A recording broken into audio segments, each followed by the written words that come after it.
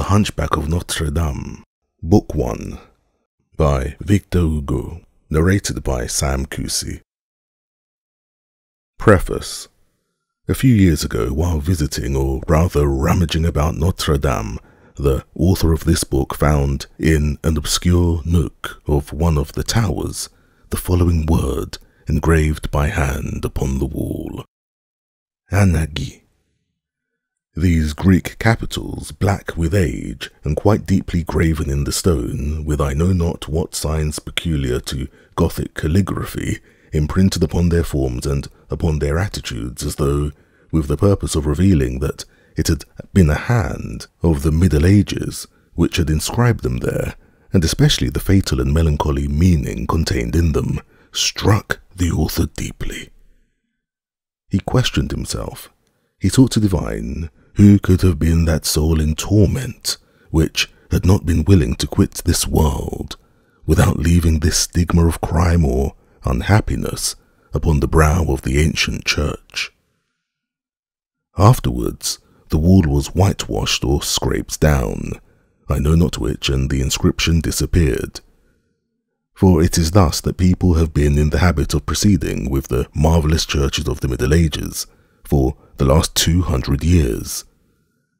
Mutilations come to them from every quarter, from within as well as from without. The priest whitewashes them, the archdeacon scrapes them down, then the populace arrives and demolishes them.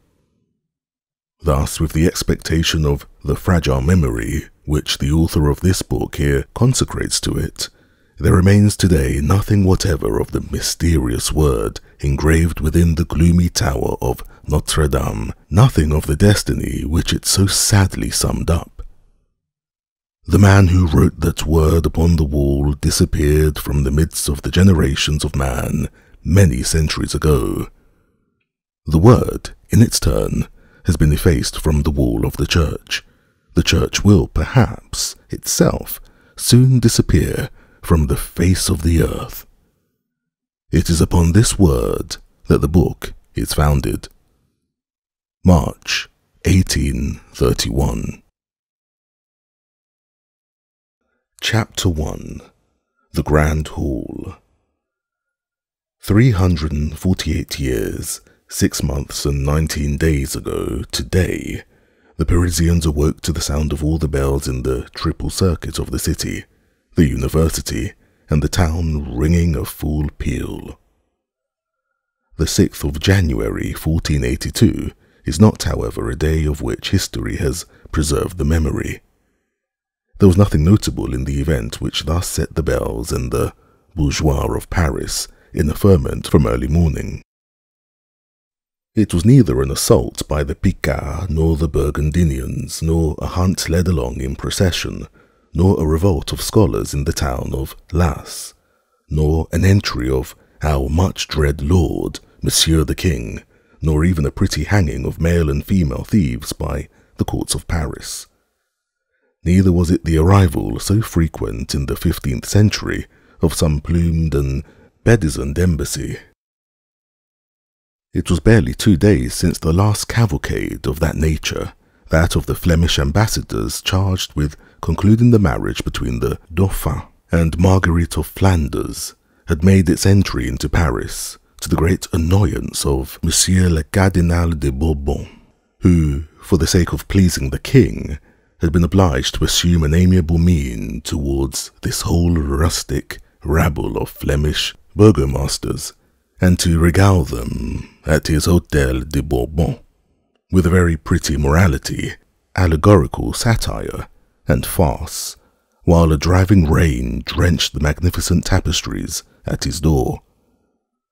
What put the whole population of Paris in commotion, as Jean de Troyes expresses it, on the 6th of January, was the double solemnity, united from time immemorial, of the Epiphany and the Feast of Fools. On that day there was to be a bonfire on the Place de Grève, a maypole at the Chapelle de Braque, and a mystery at the Palais de Justice. It had been cried to the sound of the trumpet the preceding evening at all the crossroads by the provost's men, clad in handsome short sleeveless coats of violet camelot, with large white crosses upon their breasts. So the crowd of citizens, male and female, having closed their houses and shops, thronged from every direction at early morn towards some one of the 3 spots designated. Each had made his choice, one the bonfire, another the maypole, another the mystery play. It must be stated in honour of the good sense of the loungers of Paris that the greater part of this crowd directed their steps towards the bonfire, which was quite in season, or towards the mystery play, which was to be presented in the grand hall of the Palais de Justice, the courts of law, which was well roofed and walled, and that the curious left the poor, scantily flowered maypole to shiver all alone beneath the sky of January in the cemetery of the Chapelle of Braque. The populace thronged the avenues of the law courts in particular, because they knew that the Flemish ambassadors, who had arrived 2 days previously, intended to be present at the representation of the mystery, and at the election of the Pope of the Fools, which was also to take place in the Grand Hall. It was no easy matter on that day to force one's way into the Grand Hall, although it was then reputed to be the largest covered enclosure in the world. It is true that Sauval had not yet measured the Grand Hall of the Château of Montargis. The palace place, encumbered with people, offered to the curious gazers at the windows the aspect of the sea, into which 5 or 6 streets, like so many mouths of rivers, discharged every moment fresh floods of heads. The waves of this crowd augmented incessantly, dashed against the angles of the houses which projected here and there, like so many promontories, into the irregular basin of the place. In the centre of the lofty Gothic facade of the palace, the grand staircase incessantly ascended and descended by a double current, which, after parting on the intermediate landing place, flowed in broad waves along its lateral slopes. The grand staircase, I say, trickled incessantly into the place like a cascade into a lake. The cries, the laughter, the trampling of those thousands of feet produced a great noise and a great clamour. From time to time, this noise and clamour redoubled. The current which drove the crowd towards the grand staircase flowed backwards, became troubled, formed whirlpools. This was produced by the buffet of an archer, or the horse of one of the provost's sergeants, which kicked to restore order, an admirable tradition which the provostship had bequeathed to the constabulary to the maréchaussée, the maréchaussée to the gendarmerie of Paris. Thousands of good, calm, bourgeois faces thronged the windows, the doors, the dormer windows, the roofs, gazing at the palace, gazing at the populace, and asking nothing more, for many Parisians content themselves with the spectacle of the spectators, and the wall behind which something is going on becomes at once, for us, a very curious thing indeed. If it could be granted to us, the men of 1830, to mingle in thought with those Parisians of the 15th century, and to enter with them, jostled, elbowed, pulled about into that immense hall of the palace, which was so cramped on that 6th of January, 1482, the spectacle would not be devoid of either interest or charm, and we should have about us only things that were so old that they would seem new. With the reader's consent, we will endeavour to retrace in thought the impression which he would have experienced in company with us on crossing the threshold of that grand hall in the midst of that tumultuous crowd in surcoats, short sleeveless jackets and doublets. And first of all, there is a buzzing in the ears, a dazzlement in the eyes. Above our heads is a double ogive vault, panelled with wood carving, painted azure, and sewn with golden fleurs-de-lis. Beneath our feet, a pavement of black and white marble, alternating. A few paces distant, an enormous pillar, then another. 7 pillars in all, down the length of the hall, sustaining the spring of the arches of the double vault in the centre of its width. Around 4 of the pillars, stalls of merchants all sparkling with glass and tinsel. Around the last 3, benches of oak, worn and polished by the trunk hose of the litigants and the robes of the attorneys. Around the hall, along the lofty wall, between the doors, between the windows, between the pillars, the interminable row of all the kings of France, from Pharamond down, the lazy kings with pendant arms and downcast eyes, the valiant and combative kings, with heads and arms raised boldly heavenward. Then in the long pointed windows, glass of 1,000 hues, at the wide entrances of the hall, rich doors, finely sculptured, and all, the vaults, pillars, walls, jambs, panelling, doors, statues, covered from top to bottom with a splendid blue and gold illumination, which, a trifle tarnished at the epoch when we behold it, had almost entirely disappeared beneath dust and spiders in the year of grace, 1549, when Dubreuil still admired it from tradition. Let the reader picture to himself now this immense oblong hall, illuminated by the pallid light of a January day, invaded by a motley and noisy throng, which drifts along the walls and eddies round the 7 pillars, and he will have a confused idea of the whole effect of the picture, whose curious details we shall make an effort to indicate with more precision. It is certain that if Ravaillac had not assassinated Henry IV, there would have been no documents in the trial of Ravaillac, deposited in the clerk's office of the Palais de Justice, no accomplices interested in causing the said documents to disappear, hence no incendiaries obliged, for lack of better means, to burn the clerk's office in order to burn the documents, and to burn the Palais de Justice in order to burn the clerk's office. Consequently, in short, no conflagration in 1618. The old palais would be standing still, with its ancient grand hall. I should be able to say to the reader, go on and look at it, and we should thus both escape the necessity, I of making and he of reading, a description of it, such as it is, which demonstrates a new truth, that great events have incalculable results.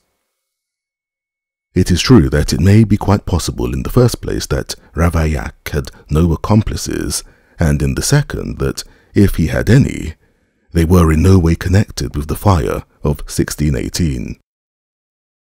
2 other very plausible explanations exist.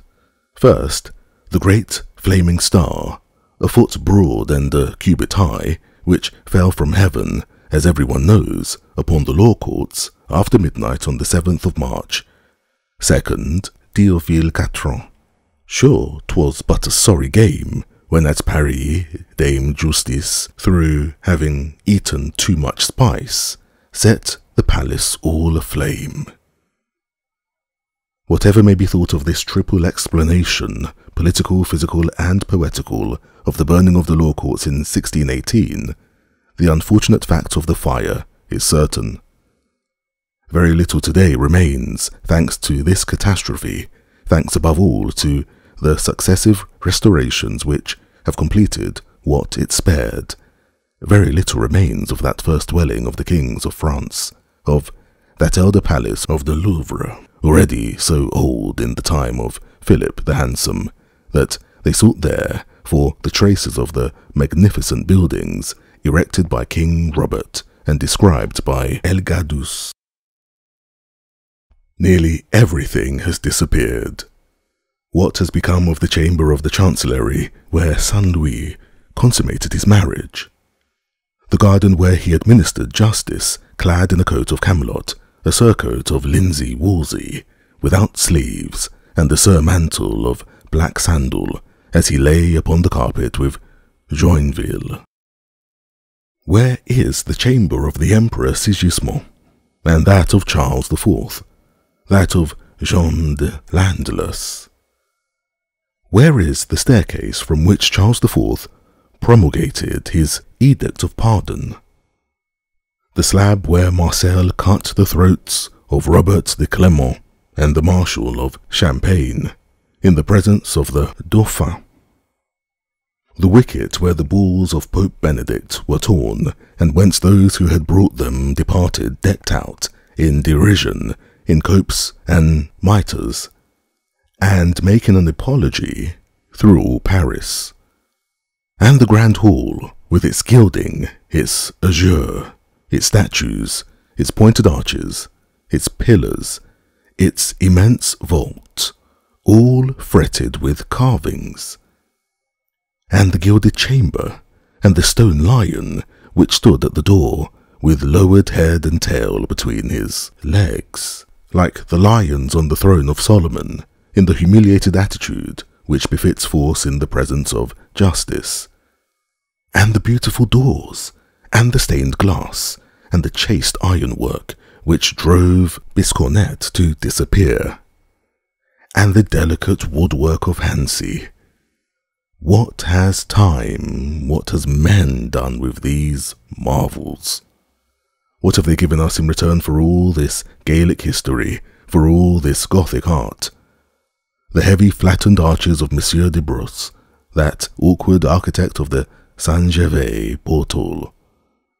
So much for art, and as for history, we have the gossiping reminiscences of the Great Pillar, still ringing with the tattle of the Patru. It is not much. Let us return to the veritable grand hall of the veritable old palace. The two extremities of this gigantic parallelogram were occupied, the one by the famous marble table, so long, so broad, and so thick, that, as the ancient land rolls, in a style that would have given Gargantua an appetite, say, such a slice of marble as was never beheld in the world. The other, by the chapel where Louis VI had himself sculptured on his knees before the Virgin, and whither he caused to be brought, without heeding the two gaps thus made in the row of royal statues, the statues of Charlemagne and of Saint Louis, two saints whom he supposed to be great in favour in heaven, as kings of France. This chapel, quite new, having been built only 6 years, was entirely in that charming taste of delicate architecture, of marvellous sculpture, of fine and deep chasing, which marks with us the end of the Gothic era, and which is perpetuated to about the middle of the 16th century in the fairy-like fancies of the Renaissance. The little open-work rose window pierced above the portal was in particular a masterpiece of lightness and grace. One would have pronounced it a star of lace. In the middle of the hall, opposite the great door, a platform of gold brocade, placed against the wall, a special entrance to which had been effected through a window in the corridor of the gold chamber, had been erected for the Flemish emissaries and the other great personages invited to the presentation of the mystery play. It was upon the marble table that the mystery was to be enacted as usual. It had been arranged for the purpose, early in the morning. Its rich slabs of marble, all scratched by the heels of law clerks, supported a cage of carpenter's work of considerable height, the upper surface of which, within view of the whole hall, was to serve as the theatre, and whose interior, masked by tapestries, was to take the place of dressing rooms for the personages of the piece. A ladder, naively placed on the outside, was to serve as means of communication between the dressing room and the stage, and lend its rude rungs to entrances as well as to exits. There was no personage, however, unexpected, no sudden change, no theatrical effect, which was not obliged to mount that ladder. innocent and venerable infancy of art and contrivances. 4 of the bailiff of the palace's sergeants, perfunctory guardians of all the pleasures of the people, on days of festival as well as on days of execution, stood at the 4 corners of the marble table. The piece was only to begin with the 12th stroke of the great palace clock, sounding midday. It was very late, no doubt, for a theatrical representation, but they had been obliged to fix the hour to suit the convenience of the ambassadors. Now this whole multitude had been waiting since morning.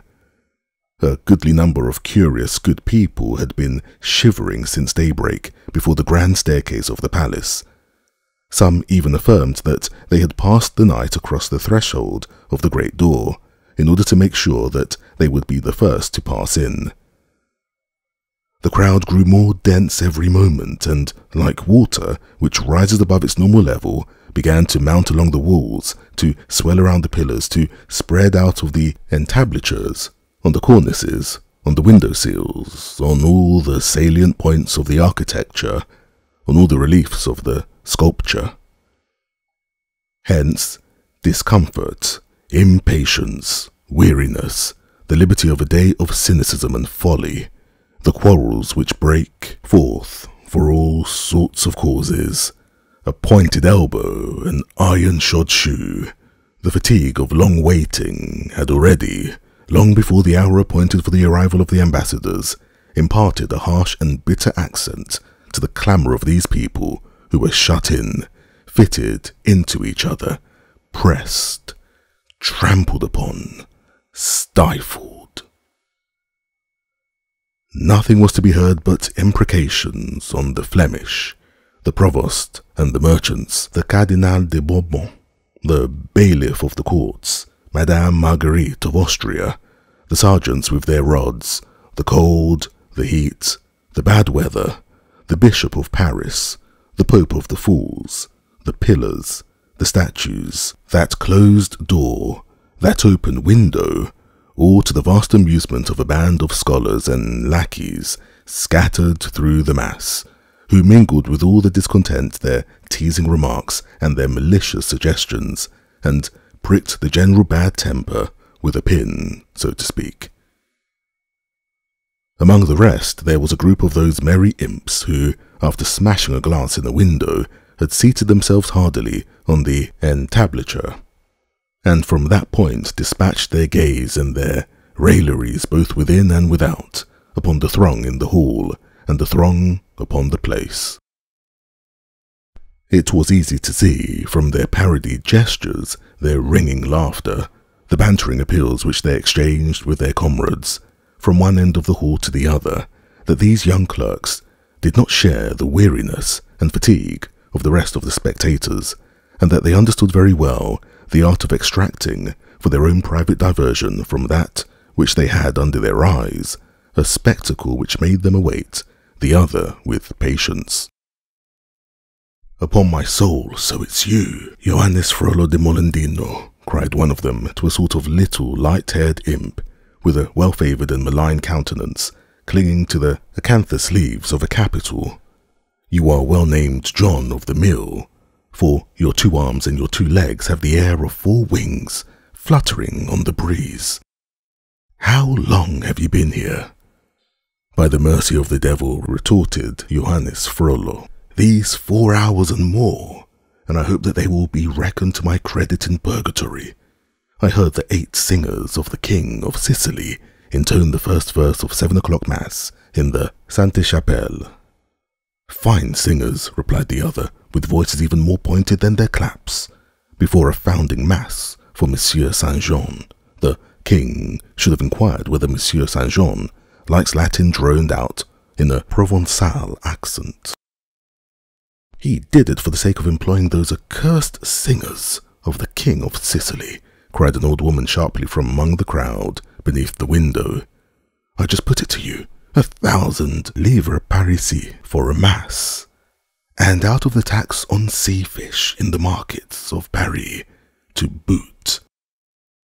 "Peace, old crone," said a tall, grave person, stopping up his nose on the side towards the fishwife. A mass had to be founded. Would you wish the king to fall ill again? Bravely spoken, Sire Gilles Le Cornu. Master furrier of king's robes, cried the little students, clinging to the capital. A shout of laughter from all the students greeted the unlucky name of the poor furrier of the king's robes. Le Cornu, Gilles Le Cornu, said some. Cornutus et sutus, horned and hairy, another went on. He, of course, continued the small imp on the capital. What are they laughing at? An honourable man is Gilles Le Cornu, brother of Master Jean Le Cornu, provost of the king's house, son of Master Maillet Le Cornu, first porter of the Bois de Vincennes, all bourgeois of Paris, all married from father to son. The gaiety redoubled. The big furrier, without uttering a word in reply, tried to escape all the eyes riveted upon him from all sides, but he perspired and panted in vain, like a wedge entering the wood. His efforts served only to bury still more deeply in the shoulders of his neighbours his large, apoplectic face, purple with spite and rage. At length one of these, as fat, short, and venerable as himself, came to his rescue. Abomination! Scholars addressing a bourgeois in that fashion in my day would have been flogged with a faggot, which would have afterwards been used to burn them. The whole band burst into laughter. Olé! Who is scolding so? Who is that screech owl of evil fortune? Hold, I know him, said one of them. 'Tis Master André Mounier. Because he is one of the 4 sworn booksellers of the university, said the other. Everything goes by 4s in that shop, cried a third. The 4 nations, the 4 faculties, the 4 feasts, the 4 procurators, the 4 electors, the 4 booksellers. Well, began Jean Frollo, once more, we must play the devil with them. Mounier will burn your books, Mounier will beat your lackeys, Mounier will kiss your wife, that fine big Mademoiselle Oudard, who is as fresh and as gay as though she were a widow. Devil take you, growled Master André Mounier. Master André, pursued Jean, still clinging to his capital, hold your tongue or I'll drop on your head. Master André raised his eyes, seemed to measure in an instant the height of the pillar, the weight of the scamp, mentally multiplied that weight by the square of the velocity, and remained silent. Jean, master of the field of battle, pursued triumphantly. That's what I'll do, even if I'm a brother of the Archdeacon. Fine gentry are our people of the university, not to have caused our privilege to be respected on such a day as this. However, there is a maypole and a bonfire in the town, a mystery, Pope of the Fools and Flemish ambassadors in the city, and at the university, nothing. Nevertheless, the place more bare is sufficiently large, interposed one of the clerks established on the window sill. Down with the rector, the electors, and the procurators, cried Johannes. We must have a bonfire this evening in the Champ-Gaillard, went on the other, made of Master André's books, and the desks of the scribes, added his neighbour, and the beadle wands, and the spittoons of the deans, and the cupboards of the procurators, and the hutches of the electors, and the stools of the rector. Down with them, put in little Jeanne, as counterpoint. Down with Master André, the beadles and the scribes, the theologians, the doctors and the decritists, the procurators, the electors and the rector. The end of the world has come, muttered Master André, stopping up his ears. By the way, there's the rector. See, he's passing through the place, cried one of those in the window. Each rivaled his neighbour in his haste to turn toward the place. Is it really our venerable rector, Master Thibault? Demanded Jean Frollo du Moulin, who, as he was clinging to one of the inner pillars, could not see what was going on outside. "Yes, yes," replied all the others. "It is really he, Master Thibault, the rector." It was, in fact, the rector and all the dignitaries of the university who were marching in procession in front of the embassy, and at that moment traversing the place. The students crowded into the window, saluted them as they passed with sarcasm and ironical applause. The rector, who was walking at the head of his company, had to support the first broadside. It was severe. "Good day, Monsieur le Rector." "Olé, good day there. How does he manage to be here, the old gambler? Has he abandoned the dice? How he trots along on his mule. Her ears are not so long as his. Olé, good day, Monsieur le Rector Thibault. Tibadaleto, old fool, old gambler. God preserve you. Did you throw double six often last night? Oh, what a decrepit face, livid and haggard and drawn with the love of gambling and of dice. Where are you bound for in that fashion, Thibault? Tibaldadados, with your back turned to the university and trotting towards the town? He's on his way, no doubt, to seek a lodging in the Rue Thibault-Taudet, cried Jean du Monsieur Moulin. The entire band repeated this quip in a voice of thunder, clapping their hands furiously. "You are going to seek a lodging in the Rue Thibault-Taudet, are you not, Monsieur le Rector? Gamester on the side of the devil?" Then came the turns of the other dignitaries. Down with the beadles, down with the mace-bearers. "Tell me, Robin Bouissepin, who is that yonder?" "He is Gilbert de Suyer, Gilberto de Soliaco, the Chancellor of the College of Autun." "Hold on, here's my shoe. You are better placed than I. Fling it in his face." "Saturnalitias, mitimos echunuches." Down with the 6 theologians, with their white surplices. Are those theologians? I thought they were the white geese given by Sainte Geneviève to the city for the fief of Rony. Down with the doctors, down with the cardinal disputations and quibblers.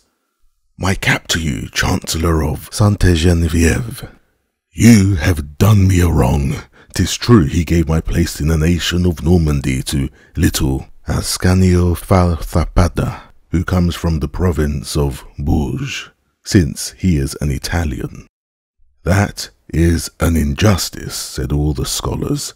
Down with the Chancellor of Sainte Geneviève. Ohé, Master Joachim de Lado. Ohé, Louis d'Aville. Ohé, Lambert Octemont. May the devil stifle the procurator of the German nation. And the chaplains of the Sainte-Chapelle, with their grey amices, cum tunicis grisis, sau de pelipus grisis furatis. Olae, masters of arts, all the beautiful black copes, all the fine red copes. They make a fine tale for the rector. One would say that he was a Doge of Venice on his way to the bridal with the sea. Say, Jeanne, here are the canons of Sainte Geneviève.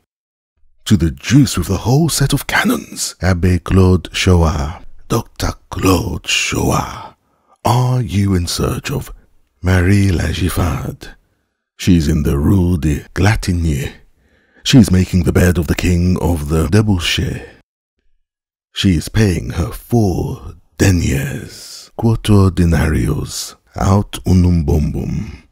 Would you like to have her pay you in the face? Comrades, Master Simon Sanguine, the Elector of Picardy, with his wife, on the crupper. Behind the horseman sits Black Care. Courage, Master Simon. Good day, English Mr. Elector. Good night, Madame Electress. How happy they are to see all that, sighed Joannes de Molendino, still perched in the foliage of his capital. Meanwhile, the sworn bookseller of the university, Master André Mounier, was inclining his ear to the furrier of the king's robes, Master Gilles Connu. I tell you, sir, that the end of the world has come. No one has ever beheld such outbreaks among the students. It is the accursed inventions of this century that are ruining everything. Artilleries, bombards, and above all, printing. That other German pest. No more manuscripts, no more books. Printing will kill bookselling. It is the end of the world that is drawing nigh. I see that plainly from the progress of velvet stuffs, said the fur merchant. At this moment, midday sounded. "Ah!" exclaimed the entire crowd in one voice. The scholars held their peace. Then a great hurly-burly ensued, a vast movement of feet, hands and heads, a general outbreak of coughs and handkerchiefs. Each one arranged himself, assumed his post, raised himself up, and grouped himself. Then came a great silence. All necks remained outstretched, all mouths remained open, all glances were directed towards the marble table. Nothing made its appearance there. The bailiff's 4 sergeants were still there, stiff, motionless as painted statues. All eyes turned to the estrade reserved for the Flemish envoys. The door remained closed, the platform empty. This crowd had been waiting since daybreak for 3 things: noonday, the embassy from Flanders, the mystery play. Noonday alone had arrived on time. On this occasion, it was too much. They waited. 1, 2, 3, 5 minutes, a quarter of an hour. Nothing came. The dais remained empty, the theatre dumb. In the meantime, wrath had succeeded to impatience. Irritated words circulated in a low tone. Still, it is true. The mystery, they murmured in hollow voices. Heads began to ferment.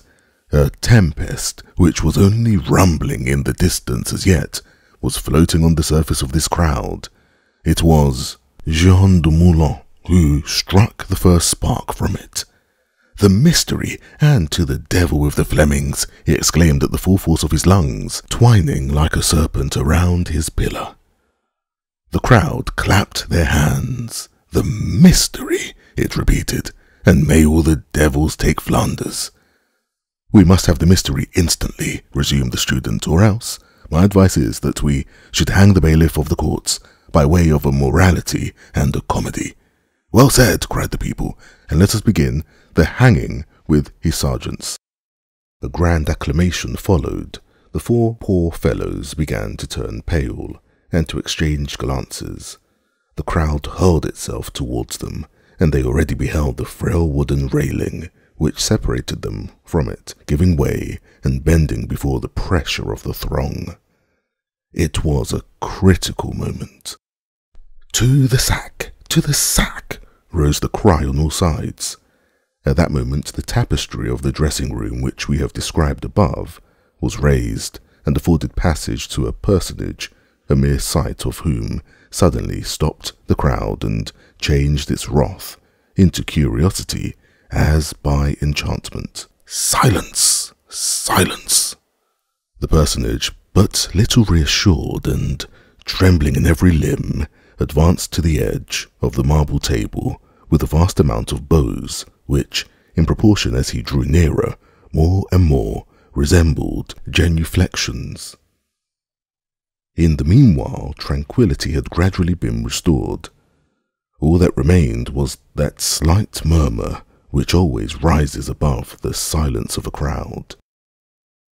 "Monsieur de Bourgeois," said he, "and Mademoiselle de Bourgeois, we shall have the honour of declaiming and representing before His Eminence, Monsieur de Cardinal, a very beautiful morality which has for its title The Good Judgment of Madame the Virgin Mary.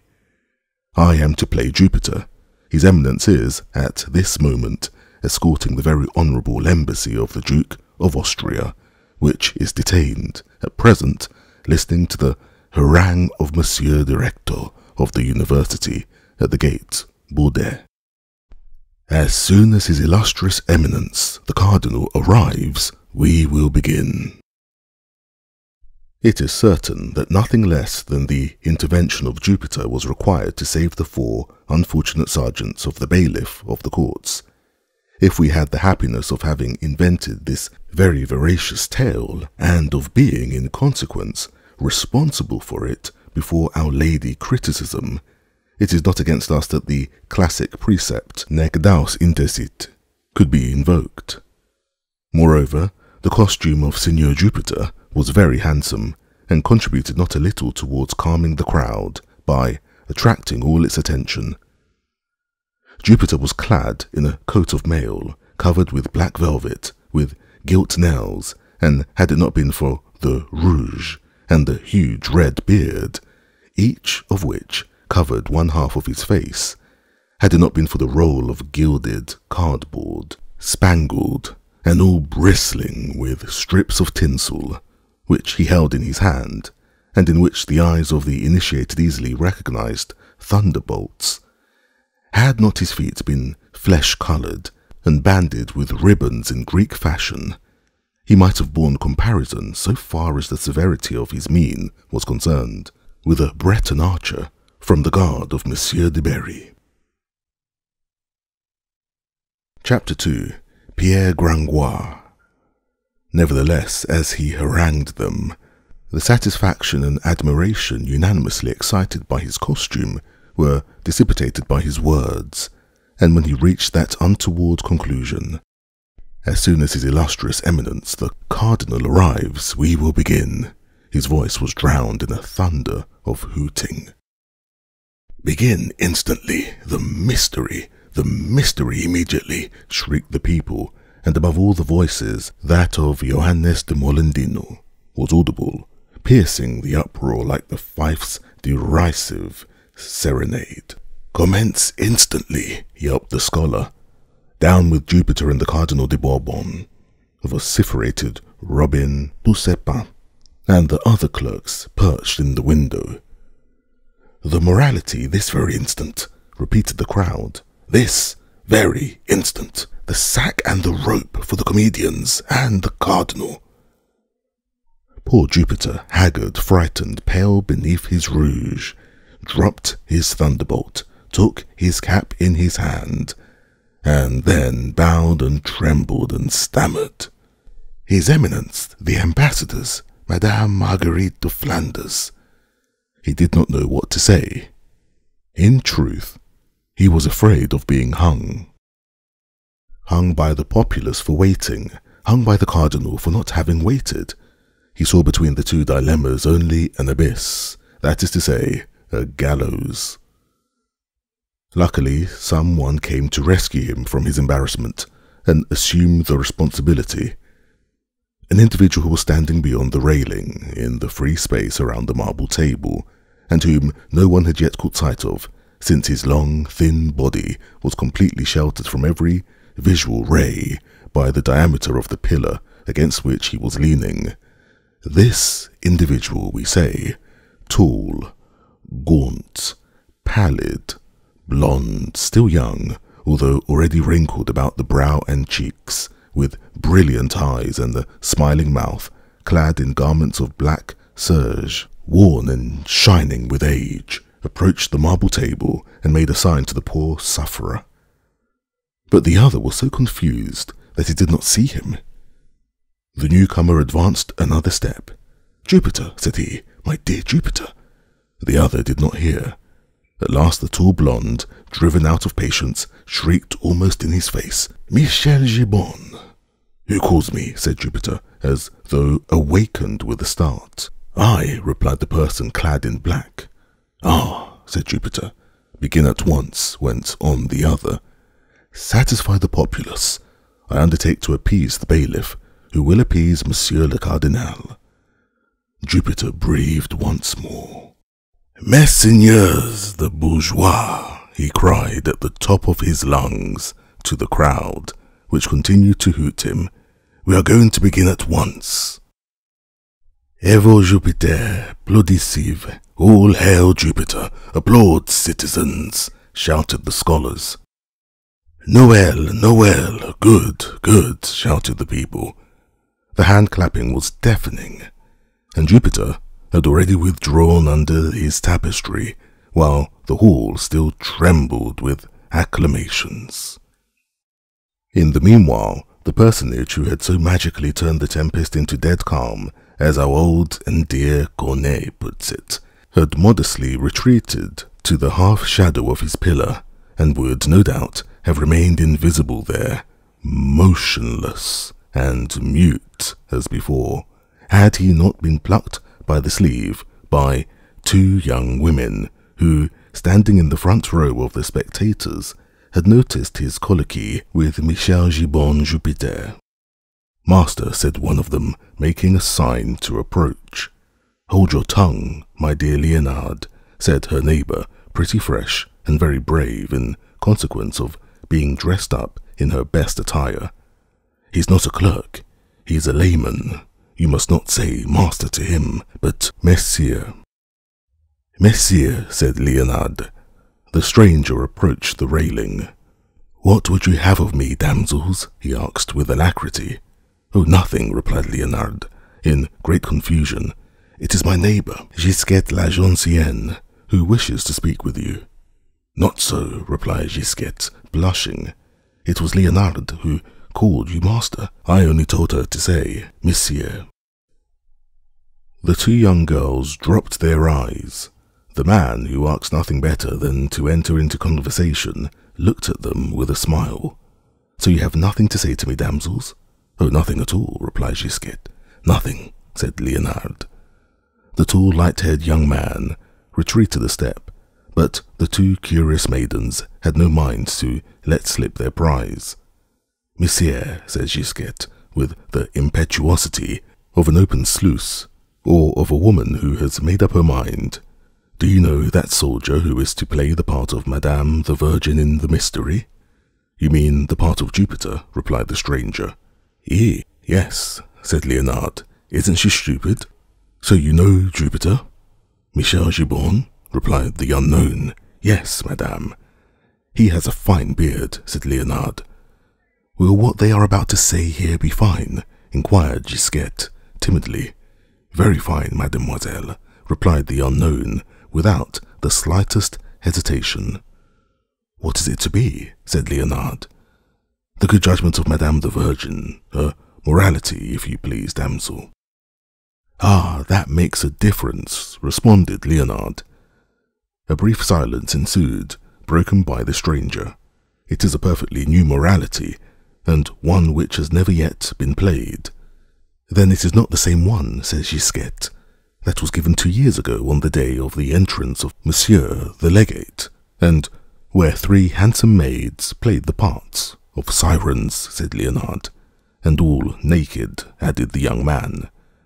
Leonard lowered her eyes modestly. Gisquette glanced at her and did the same. He continued with a smile. "It was a very pleasant thing to see. Today it is a morality made expressly for Madame the Demoiselle of Flanders." "Will they sing shepherd songs?" inquired Gisquette. "Fie," said the stranger. "In a morality, you must not confound styles. If it were a farce, well and good." "That's a pity," resumed Gisquette. "That day, at the Ponceau fountain, there were wild men and women who fought and assumed many aspects, as they sang little mottes and begerettes."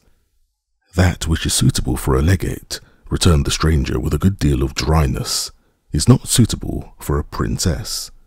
"And beside them," resumed Leonard, "played many brass instruments, making great melodies." "And for the refreshment of the passers-by," continued Gisquette, "the fountain spouted through 3 mouths wine, milk, and hippocras, of which everyone drank who wished." And a little below the Ponceau at the Trinity, pursued Leonard, there was a Passion performed, and without any speaking. How well I remember that, exclaimed Gisquette. God on the cross and the two thieves on the right and the left. Here the young gossips, growing warm at the memory of the entrance of Monsieur the Legate, both began to talk at once. And further on, at the Painter's Gate, there were other personages very richly clad, and at the fountain of Saint-Innocent, that huntsman who was chasing a hind with great clamour of dogs and hunting horns, and at the Paris slaughterhouses, stages representing the fortress of Dieppe. And when the legate passed, you remember, Gisquette, they made the assault, and the English all had their throats cut, and against the gate of the Châtelet there were very fine personages, and on the Pont au Change, which was all draped above. And when the legate passed, they let fly on the bridge more than 200 sorts of birds. Wasn't it beautiful, Leonard? It will be better today, finally resumed their interlocutor, who seemed to listen to them with impatience. Do you promise us that this mystery will be fine? Said Gisquette. Without a doubt, he replied. Then he added, with a certain emphasis, I am the author of it, damsels. Truly? Said the young girls, quite taken aback. Truly, replied the poet, bridling a little. That is to say, there are two of us, Jean Marchand, who has sawed the planks and erected the framework of the theatre and the woodwork, and I, who have made the piece. My name is Pierre Gringoire. The author of the Cid could not have said Pierre Corneille with more pride.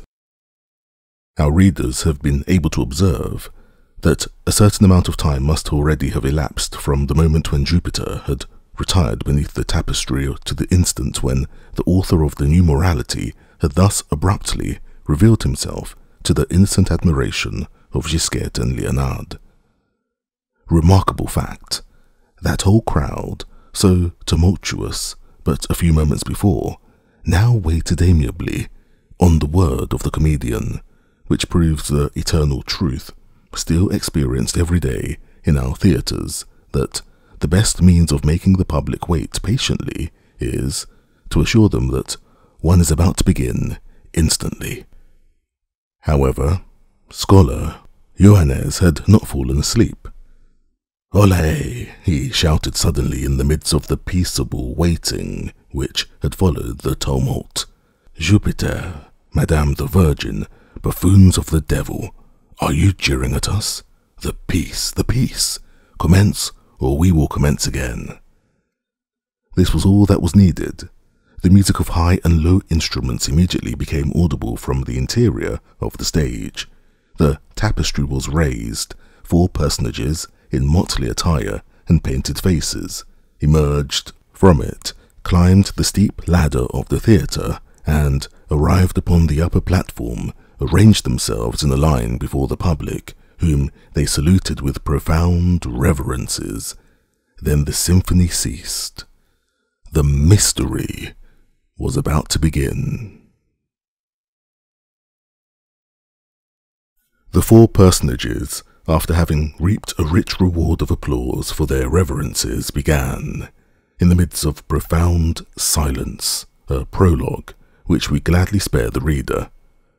Moreover, as happened in our own day, the public was more occupied with the costumes that the actors wore than with the roles that they were enacting, and in truth, they were right. All 4 were dressed in party-coloured robes of yellow and white, which were distinguished from each other only by the nature of the stuff. The first was of gold and silver brocade, the second of silk, the third of wool, the fourth of linen. The first of these personages carried in his right hand a sword, the second 2 golden keys, the third a pair of scales, the fourth a spade, and in order to aid sluggish minds which would not have seen clearly through the transparency of these attributes, there was to be read in large black letters on the hem of the robe of brocade, "My name is nobility." On the hem of the silken robe, "My name is clergy." On the hem of the woolen robe, "My name is merchandise." On the hem of the linen robe, "My name is Labour." The sex of the two male characters was briefly indicated to every judicious spectator by their shorter robes and by the cap which they wore on their heads, while the two female characters, less briefly clad, were covered with hoods. Much ill will would also have been required not to comprehend, through the medium of the poetry of the prologue, that labour was wedded to merchandise and clergy to nobility, and that the two happy couples possessed in common a magnificent golden dolphin, which they desired to adjudge to the fairest only. So they were roaming about the world, seeking and searching for this beauty, and after having successfully rejected the Queen of Golconda, the Princess of Trebizond, the daughter of the Grand Khan of Tartary, etc., labour and clergy, nobility and merchandise had come to rest upon the marble table of the Palais de Justice, and to utter, in the presence of the honest audience, as many sentences and maxims as could then be dispensed at the Faculty of Arts, at examinations, sophisms, determinances, figures, and acts, where the masters took their degrees. All this was, in fact, very fine. Nevertheless, in that throng upon which the four allegories vied with each other in pouring out floods of metaphors, there was no ear more attentive, no heart that palpitated more, not an eye was more haggard, no neck more outstretched, than the eye, the ear, the neck, and the heart of the author, of the poet, of that brave Pierre Gringoire, who had not been able to resist a moment before the joy of telling his name to two pretty girls. He had retreated a few paces from them behind his pillar, and there he listened, looked, enjoyed. The amiable applause which had greeted the beginning of his prologue was still echoing in his bosom, and he was completely absorbed in that species of ecstatic contemplation with which an author beholds his ideas fall, one by one, from the mouth of the actor into the vast silence of the audience. Worthy Pierre Gringoire. It pains us to say it, but this first ecstasy was speedily disturbed. Hardly had Gringoire raised this intoxicating cup of joy and triumph to his lips, when a drop of bitterness was mingled with it. A tattered mendicant, who could not collect any coins, lost as he was in the midst of the crowd, and who had not probably found sufficient indemnity in the pockets of his neighbours, had hit upon the idea of perching himself upon some conspicuous point in order to attract looks and alms. He had accordingly hoisted himself during the first verses of the prologue, with the aid of the pillars of the reserve gallery, to the cornice which ran round the balustrade at its lower edge, and there he had seated himself, soliciting the attention and the pity of the multitude with his rags and a hideous sore which covered his right arm. However, he uttered not a word. The silence which he preserved allowed the prologue to proceed without hindrance, and no perceptible disorder would have ensued if ill luck had not willed that the scholar Johannes should catch sight, from the heights of his pillar, of the mendicant and his grimaces. A wild fit of laughter took possession of the young scamp, who, without caring that he was interrupting the spectacle and disturbing the universal composure, shouted boldly, "Look! See that sickly creature asking alms!" Anyone who has thrown a stone into a frog pond or fired a shot into a covey of birds can form an idea of the effect produced by these incongruous words in the midst of the general attention. It made Gringoire shudder as though it had been an electric shock. The prologue stopped short, and all heads turned tumultuously toward the beggar, who, far from being disconcerted by this, saw in this incident a good opportunity for reaping his harvest, and who began to whine in a doleful way, half closing his eyes the while. "Charity, please." "Well, upon my soul," resumed Johannes, "it's clopan truifu. Olé, my friend. Did your saw bother you on the leg, that you have transferred it to your arm?" So saying, with the dexterity of a monkey, he flung a bit of silver into the grey felt hat, which the beggar held in his ailing arm. The mendicant received both the alms and the sarcasm without wincing, and continued in lamentable tones, "Charity, please." This episode considerably distracted the attention of the audience and a goodly number of spectators. Among them, Robin Poussepa, and all the clerks at their head gaily applauded this eccentric duet, which the scholar, with his shrill voice, and the mendicant had just improvised in the middle of the prologue. Gringoire was highly displeased. On recovering from his first stupefaction, he bestirred himself to shout to the four personages on the stage, "Go on! What the devil, go on!" without even deigning to cast a glance of disdain upon the two interrupters.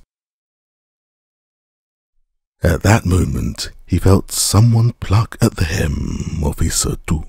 He turned round, not without ill humour, and found considerable difficulty in smiling, but he was obliged to do so, nevertheless. It was the pretty arm of Gisquette la Gentienne, which, passed through the railing, was soliciting his attention in this manner. "Monsieur," said the young girl, "are they going to continue?" "Of course," replied Gringoire, a good deal shocked by the question. "In that case, monsieur," she resumed, "would you have the courtesy to explain to me what they are about to say?" Interrupted Gringoire. "Well, listen." "No," said Gisquette, "but what they have said so far." Gringoire started, like a man whose wound has been probed to the quick. "A plague on the stupid and dull-witted little girl," he muttered between his teeth. From that moment forth, Gisquette was nothing to him. In the meantime, the actors had obeyed his injunction, and the public, seeing that they were beginning to speak again, began once more to listen, not without having lost many beauties in the sort of soldered joint which was formed between the two portions of the piece, thus abruptly cut short. Gringoire commented on it bitterly to himself. Nevertheless, tranquillity was gradually restored. The scholar held his peace, the mendicant counted over some coins in his hat, and the piece resumed the upper hand. It was in fact a very fine work, and one which, as it seemed to us, might be put to use today, by the aid of a little rearrangement.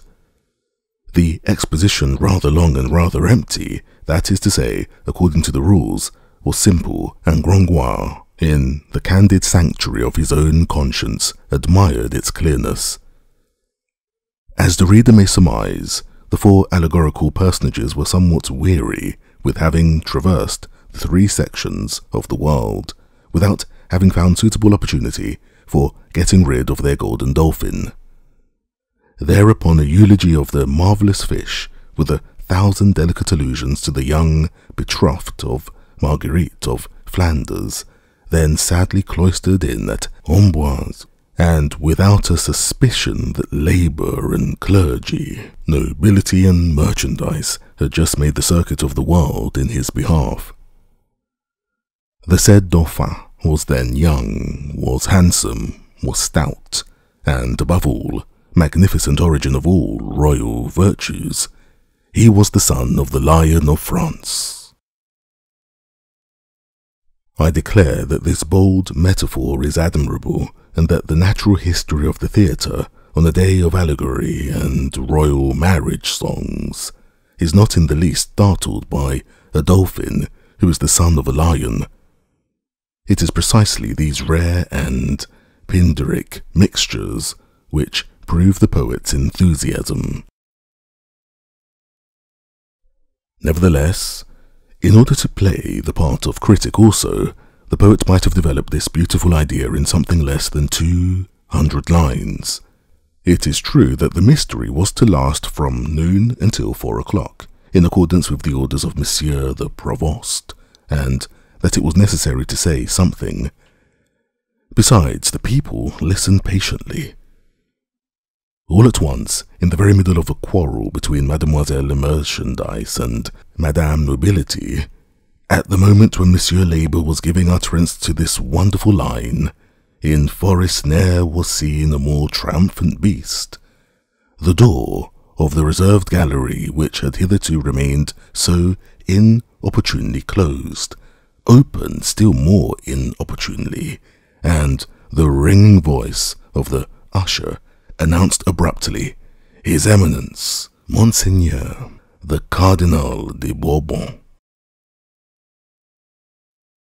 Chapter 3. Monsieur the Cardinal.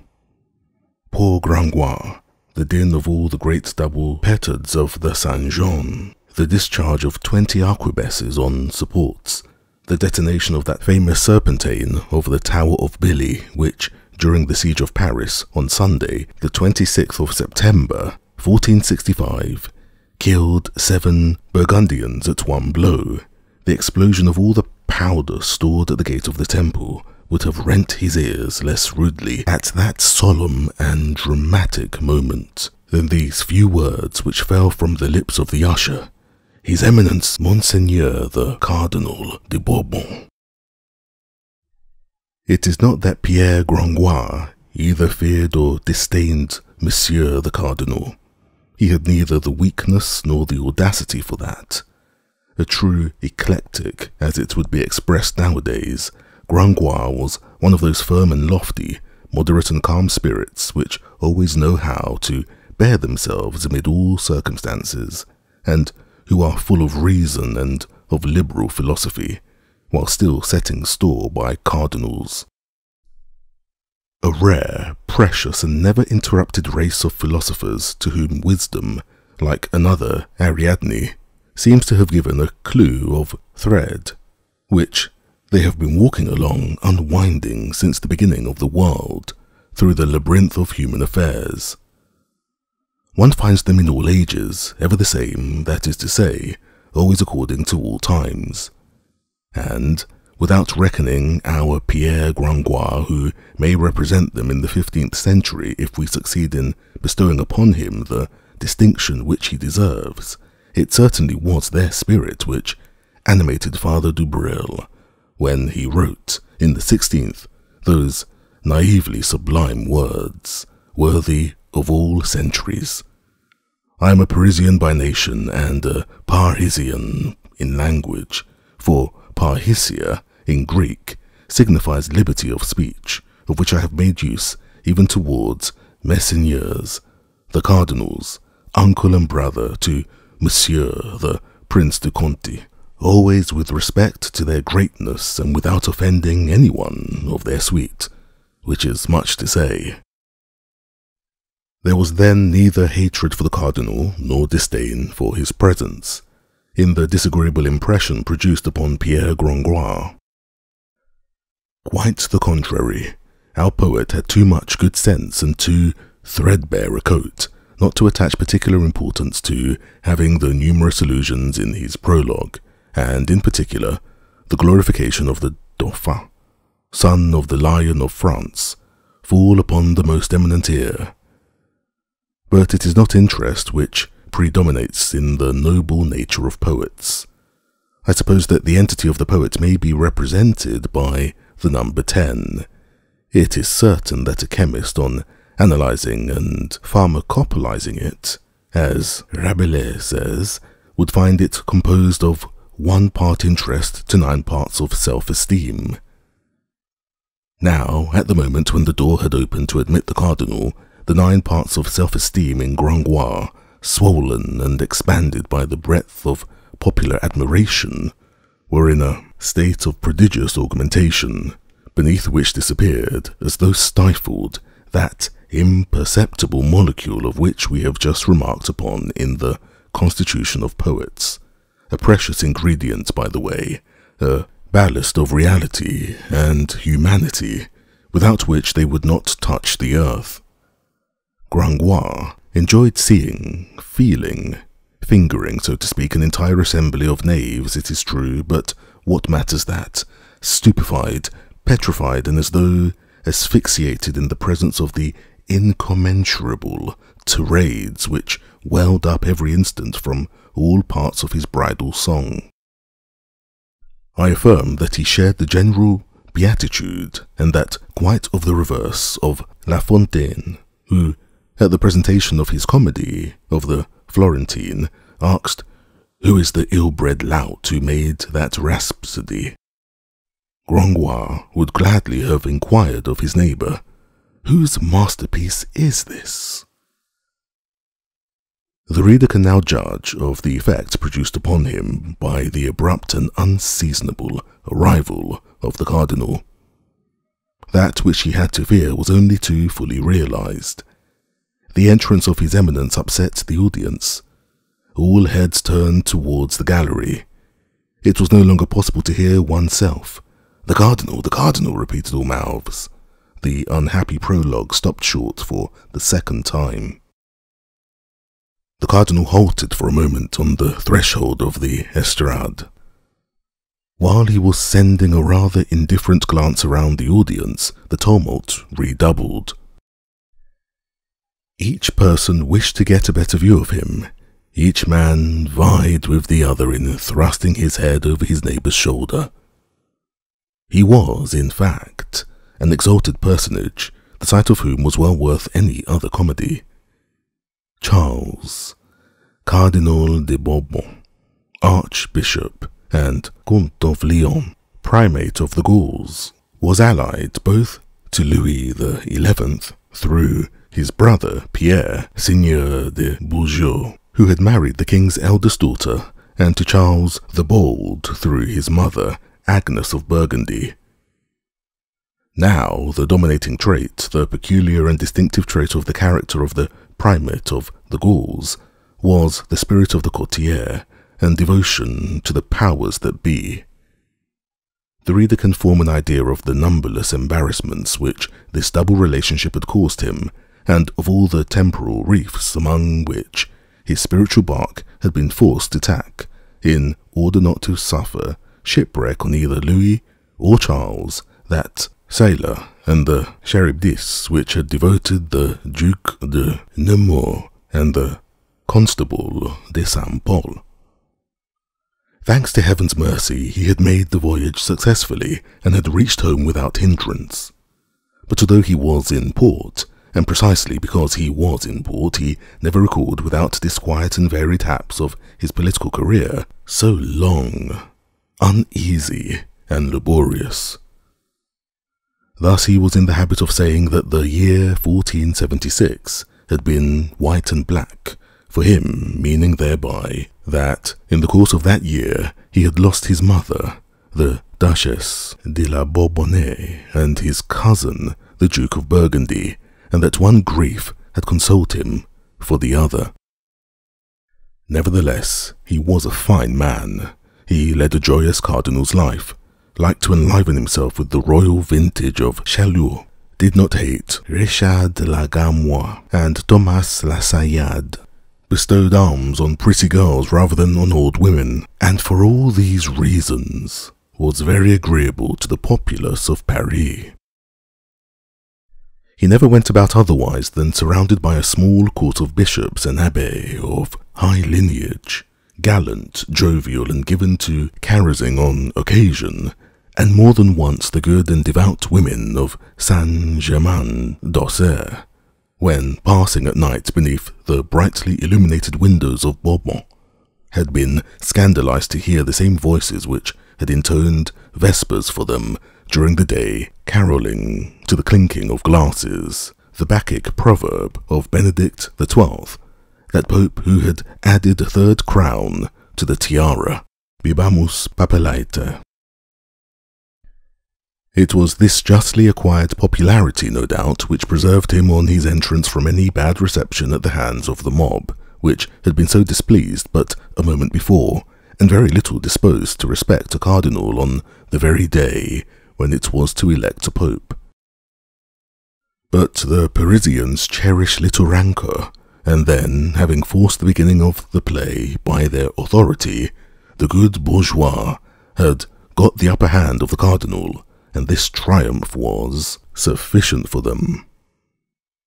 Moreover, the Cardinal de Bourbon was a handsome man. He wore a fine scarlet robe, which he carried off very well. That is to say, that he had all the women on his side, and consequently the best half of his audience.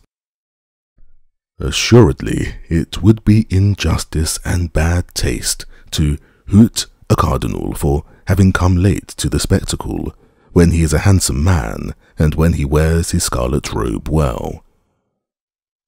He entered, then, bowed to those present with the hereditary smile of the great for the people, and directed his course slowly towards his scarlet velvet armchair, with the air of thinking something quite different.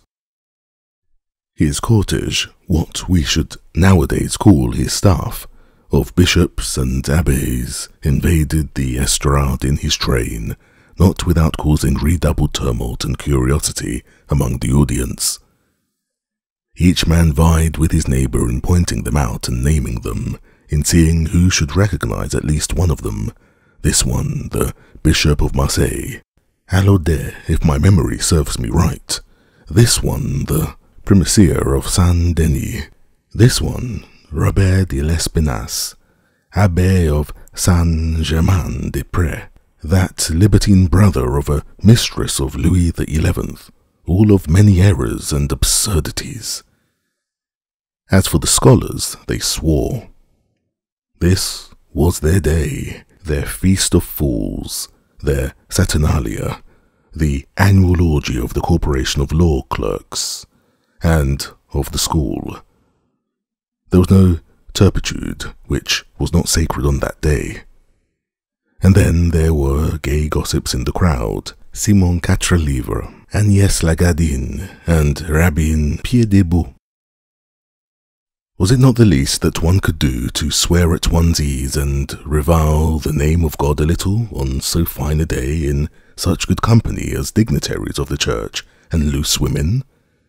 So they did not abstain, and in the midst of the uproar there was a frightful concert of blasphemies and enormities of all the unbridled tongues, the tongues of clerks and students restrained during the rest of the year by the fear of the hot iron of Saint Louis. Poor Saint Louis! How they set him at defiance in his own court of law. Each one of them selected from the newcomers on the platform a black, grey, white or violet cassock as his target. Johannes Frollo de Molendin, in his quality of brother to an archdeacon, boldly attacked the scarlet. He sang in deafening tones, with his impudent eyes fastened on the cardinal. Cappa repleta mero. All these details, which we here lay bare for the edification of the reader, were so covered by the general uproar that they were lost in it before reaching the reserved platforms. Moreover, they would have moved the cardinal but little, so much a part of the customs were the liberties of that day. Moreover, he had another cause for solicitude, and his mien as wholly preoccupied with it, which entered the estrade the same time as himself. This was the embassy from Flanders. Not that he was a profound politician, nor was he borrowing trouble about the possible consequences of the marriage of his cousin, Marguerite de Bourgogne, to his cousin Charles, Dauphin de Vienne, nor as to how long the good understanding which had been patched up between the Duke of Austria and the King of France would last, nor how the King of England would take this disdain of his daughter. All that troubled him but little, and he gave a warm reception every evening to the wine of the royal vintage of Chaloux, without a suspicion that several flasks of that same wine, somewhat revised and corrected, it is true, by Dr. Quaxier, cordially offered to Edward IV by Louis XI, would some fine morning rid Louis XI of Edward IV.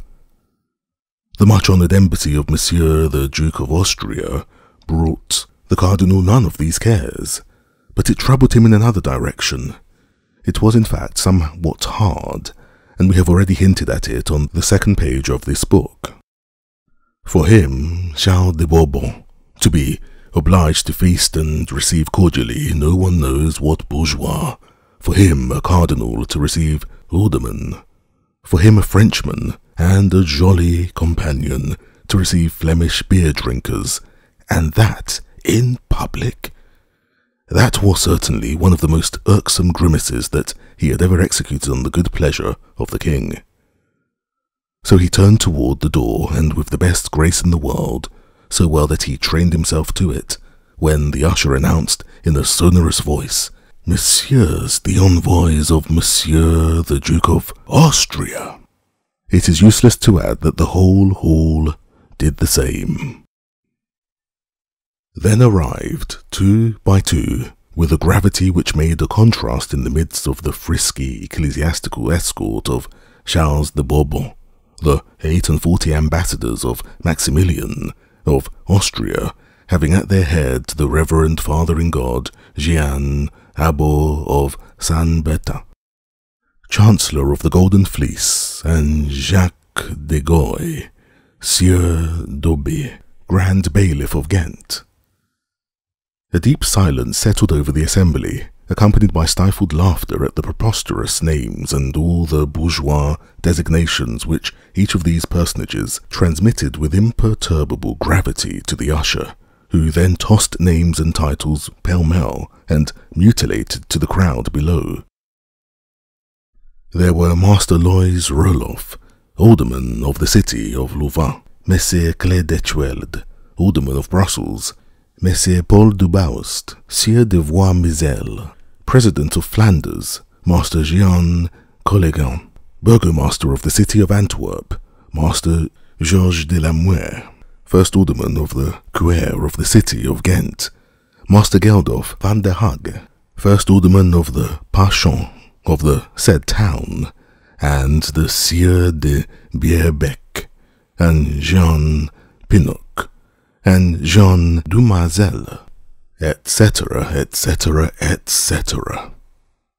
Bailiffs, aldermen, burgomasters, aldermen, bailiffs, all still, all stiff, affectedly grave, formal, dressed out in velvet and damask, hooded with caps of black velvet and great tufts of cypress gold thread, good Flemish heads, after all, severe and worthy faces, of the family which Rembrandt makes to stand out so strong and grave from the black background of his night patrol, personages all of whom bore written on their brows that Maximilian of Austria had done well in trusting implicitly, as the manifest ran, in their sense, valour, experience, loyalty, and good wisdom. There was one exception, however. It was a subtle, intelligent, crafty-looking face, a sort of combined monkey and diplomat's phiz, before whom the cardinal made 3 steps and a profound bow, and whose name, nevertheless, was only Guillaume Rym, councillor and pensioner of the city of Ghent. Few persons were then aware who Guillaume Rym was, a rare genius who, in a time of revolution, would have made a brilliant appearance on the surface of events, but who, in the 15th century, was reduced to cavernous intrigues, and to living in mines, as the Duc de Saint-Simon expresses it. Nevertheless, he was appreciated by the minor of Europe. He plotted familiarly with Louis XI and often lent a hand to the king's secret jobs. All which things were quite unknown to that throng who were amazed at the cardinal's politeness to that frail figure of a Flemish bailiff. Chapter 4. Master Jacques Coppenole. While the pensioner of Ghent and his eminence were exchanging very low bows, and a few words in voices still lower, a man of lofty stature, with a large face and broad shoulders, presented himself, in order to enter abreast with Guillaume Rym. One would have pronounced him a bulldog by the side of a fox. His felt doublet and leather jerkin made a spot on the velvet and silk which surrounded him. Presuming that he was some groom who had stolen in, the usher stopped him. "Hold, my friend, you cannot pass." The man in the leather jerkin shouldered him aside. "What does this knave want with me?" said he, in stentorian tones, which rendered the entire hall attentive to this strange colloquy. "Don't you see that I am one of them?" "Your name?" demanded the usher. "Jacques Coppenole." "Your titles?" "Hosier at the sign of the 3 Little Chains of Ghent." The usher recoiled. One might bring oneself to announce aldermen and burgomasters, but a hosier was too much. The cardinal was on thorns. All the people were staring and listening. For 2 days his eminence had been exerting his utmost efforts to lick these Flemish bears into shape and to render them a little more presentable to the public, and this freak was startling. But Guillaume Rym, with his polished smile, approached the usher. "Announce Master Jacques Coppenole, clerk of the aldermen of the city of Ghent," he whispered very low. "Usher," interposed the cardinal aloud, "announce Master Jacques Coppenole, clerk of the aldermen to the illustrious city of Ghent." This was a mistake. Guillaume Rym alone might have conjured away the difficulty, but Coppenole had heard the cardinal. "No, cross of God?" he exclaimed in his voice of thunder. "Jacques Coppenole Hosier. Do you hear, usher? Nothing more, nothing less. Cross of God, Hosier. That's fine enough. Monsieur the Archduke has more than once sought his Ghent in my hose." Laughter and applause burst forth. A jest is always understood in Paris and consequently always applauded. Let us add that Coppenole was of the people and that the auditors which surround him were also of the people. Thus the communication between him and them had been prompt, electric, and, so to speak, on a level. The haughty air of the Flemish hosier, by humiliating the courtiers, had touched in all these plebeian souls that latent sentiment of dignity, still vague and indistinct in the 15th century.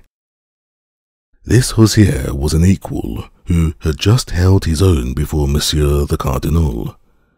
A very sweet reflection to poor fellows habituated to respect and obedience towards the underlings of the sergeants of the bailiff of Sainte Geneviève, the Cardinal's train-bearer. Coppenole proudly saluted his eminence, who returned the salute of the all-powerful bourgeois feared by Louis XI. Then, while Guillaume Rym, a sage and malicious man, as Philippe de Comines puts it, watched them both with a smile of raillery and superiority, each sought his place, the cardinal quite abashed and troubled, Coppenole tranquil and haughty, and thinking no doubt that his title of hosier was as good as any other, after all, and that Marie of Burgundy, mother to that Marguerite whom Coppenole was today bestowing in marriage, would have been less afraid of the cardinal than of the hosier, for it is not a cardinal who would have stirred up a revolt among the men of Ghent against the favourites of the daughter of Charles the Bold.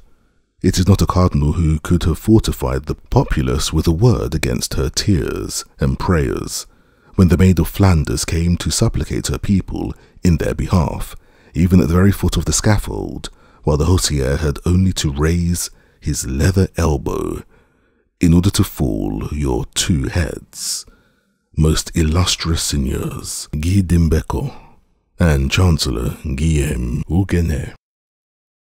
Nevertheless, all was over for the poor cardinal, and he was obliged to quaff to the dregs the bitter cup of being in such bad company. The reader has probably not forgotten the impudent beggar who had been clinging fast to the fringes of the cardinal's gallery ever since the beginning of the prologue. The arrival of the illustrious guests had by no means caused him to relax his hold, and, while the prelates and ambassadors were packing themselves into the stalls like genuine Flemish herrings, he settled himself at his ease and boldly crossed his legs on the architrave. The insolence of this proceeding was extraordinary, yet no one noticed it at first, the attention of all being directed elsewhere. He, on his side, perceived nothing that was going on in the hall. He wagged his head with the unconcern of a Neapolitan, repeating from time to time, amid the clamour, as from a mechanical habit, "Charity, please," and assuredly he was, out of all those present, the only one who had not deigned to turn his head at the altercation between Coppenole and the usher. Now chance ordained that the master hosier of Ghent, with whom the people were already in lively sympathy, and upon whom all eyes were riveted, should come and seat himself in the front row of the gallery, directed above the mendicant, and people were not a little amazed to see the Flemish ambassador, on concluding his inspection of the nave, thus placed beneath his eyes, bestow a friendly tap on that ragged shoulder. The beggar turned round. There was a surprise, recognition, a lighting up of the two countenances, and so forth. Then, without paying the slightest heed in the world to the spectators, the hosier and the wretched being began to converse in a low tone, holding each other's hands. In the meantime, while the rags of Clopin Triefo, spread out upon the cloth of gold of the days, produced the effect of a caterpillar on an orange. The novelty of this singular scene excited such a murmur of mirth and gaiety in the hall that the cardinal was not slow to perceive it. He half bent forward, and as from the point where he was placed, he could catch only an imperfect view of Triefo's ignominious doublet, he very naturally imagined that the mendicant was asking alms, and, disgusted with his audacity, he exclaimed, "Bailiff of the courts, toss me that knave into the river." "Cross of God, Monseigneur the Cardinal," said Coppenole, without quitting Clopin's hand. "He is a friend of mine." "Good, good," shouted the populace. From that moment, Master Coppenole enjoyed, in Paris as in Ghent, great favour with the people, for men of that sort do enjoy it, says Philippe de Comines, when they are thus disorderly. The cardinal bit his lips. He bent towards his neighbour and Abbé of Sainte Geneviève, and said to him in a low tone, "Fine ambassadors, monsieur, the Archduke sends here, to announce to us Madame Marguerite." "Your Eminence," replied the Abbé, "waste your politeness on these Flemish swine. Margaritas antipokos, pearls before swine." "Say rather," retorted the cardinal with a smile, "porcos ante margaritam, swine before the pearl." The whole little court in cassocks went into ecstasies over this play upon words. The cardinal felt a little relieved. He was quits with Coppenole. He also had had his jest applauded. Now will those of our readers who possess the power of generalizing an image or an idea, as the expression runs in the style of today, permit us to ask them if they have formed a very clear conception of the spectacle presented at this moment, upon which we have arrested their attention by the vast parallelogram of the grand hall of the palace. In the middle of the hall, backed against the western wall, a large and magnificent gallery draped with cloth of gold, into which enter in procession, through a small arched door, grave personages announced successively by the shrill voice of an usher. On the front benches were already a number of venerable figures, muffled in ermine, velvet, and scarlet. Around a dais, which remained silent and dignified, below, opposite, everywhere, a great crowd and a great murmur.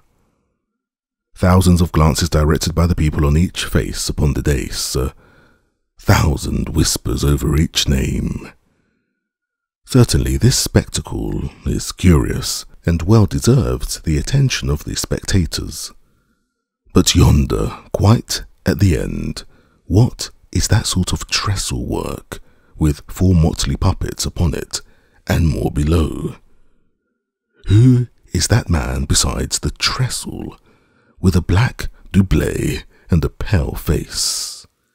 Alas, my dear reader, it is Pierre Gringoire and his prologue. We have all forgotten him completely. This is precisely what he feared. From the moment of the cardinal's entrance, Gringoire had never ceased to tremble for the safety of his prologue. At first he had enjoined the actors, who had stopped in suspense, to continue and to raise their voices. Then, perceiving that no one was listening, he had stopped them, and during the entire quarter of an hour that the interruption lasted, he had not ceased to stamp, to flounce about, to appeal to Gisquet and Leonard, and to urge his neighbours to the continuance of the prologue, all in vain. No one quitted the cardinal, the embassy, and the gallery, sole centre of this vast circle of visual rays. We must also believe, and we say it with regret, that the prologue had begun slightly to weary the audience at the moment when His Eminence had arrived, and created a diversion in so terrible a fashion. After all, on the gallery as well as on the marble table, the spectacle was the same, the conflict of labour and clergy, of nobility and merchandise. And many people preferred to see them alive, breathing, moving, elbowing each other in flesh and blood, in this Flemish embassy, in this episcopal court, under the cardinal's robe, under Copinol's jerkin, than painted, decked out, talking in verse, and, so to speak, stuffed beneath the yellow amid white tunics in which Gringoire had so ridiculously clothed them. Nevertheless, when our poet beheld quite re-established to some extent, he devised a stratagem which might have redeemed all. "Monsieur," he said, turning towards one of his neighbours, a fine big man with a patient face, "suppose we begin again." "What?" said his neighbour. "Eh, the mystery," said Gringoire.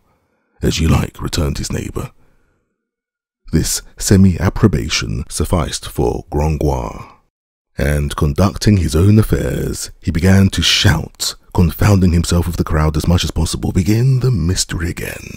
Begin again! The devil," says Joannes de Molendino. "What are they jabbering down yonder at the end of the hall?" For Gringoire was making noise enough for 4. "Say, comrades, isn't that mystery finished? They want to begin it all over again. That's not fair." "No, no," shouted all the scholars. "Down with the mystery, down with it." But Gringoire had multiplied himself and only shouted more vigorously, "Begin again, begin again." These clamours attracted the attention of the cardinal. "Monsieur Bailiff of the courts," said he to a tall, black man placed a few paces from him, "are those knaves in a holy water vessel that they make such a hellish noise?" The bailiff of the courts was a sort of amphibious magistrate, a sort of bat of the judicial order, related to both the rat and the bird, the judge and the soldier.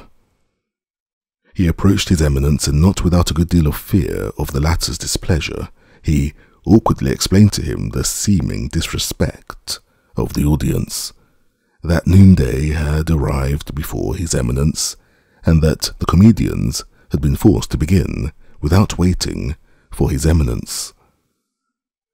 The cardinal burst into a laugh. "On my faith, the rector of the university ought to have done the same.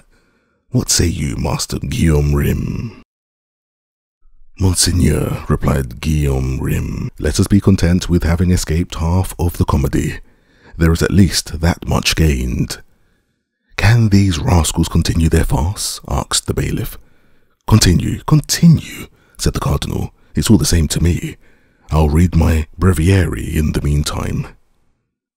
The bailiff advanced to the edge of the estrade and cried after having invoked silence by a wave of the hand. Bourgeois, rustics, and citizens, in order to satisfy those who wish to play and begin again, and those who wish it to end, His Eminence orders that it be continued. Both parties were forced to resign themselves, but the public and the author long cherished a grudge against the cardinal.